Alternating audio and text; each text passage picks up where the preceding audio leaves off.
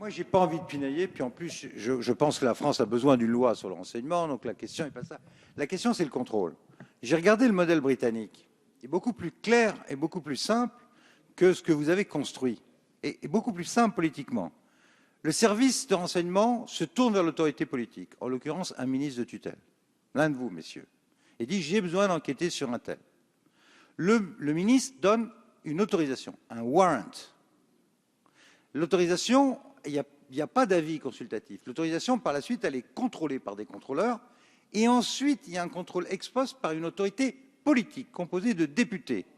Vous avez sorti les juges judiciaires, vous avez sorti les députés et vous avez créé une commission ad hoc. Sauf que cette commission ad hoc, on s'aperçoit qu'elle ne contrôle pas grand-chose. Car ou bien son avis lie le gouvernement et le gouvernement peut dire « c'est après avis de la commission que j'ai autorisé le service », ou bien ça ne sert à rien. Moi, je vais vous dire, Monsieur Urvoas, je suis entièrement d'accord pour que l'autorité politique prenne entièrement ses responsabilités, à condition qu'il y ait un contrôle à la fois administratif et politique et judiciaire. Vous avez choisi le Conseil d'État, c'est votre affaire, ça peut se justifier. Il y a une discussion.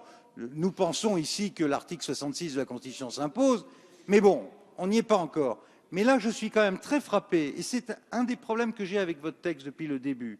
Dans son architecture, le fait que le pouvoir politique se réfugie derrière une commission avec un avis conforme, que vous dites aujourd'hui, il n'est plus vraiment un avis conforme parce que c'est sur la proportionnalité mais pas sur les moyens, alors il contrôle quoi? Elle contrôle quoi, la commission? Et si elle contrôle rien, c'est donc qu'il y a un problème. C'est ça la question des libertés publiques. C'est d'ores et déjà, on est en plein dedans, monsieur le rapporteur, messieurs les ministres, madame la ministre de la Justice. C'est pour ça que nous avons un problème, non pas sur l'objectif de la loi, entendons-nous bien, on veut tous battre les terroristes, mais on veut le faire dans des conditions qui respectent les principes fondamentaux de notre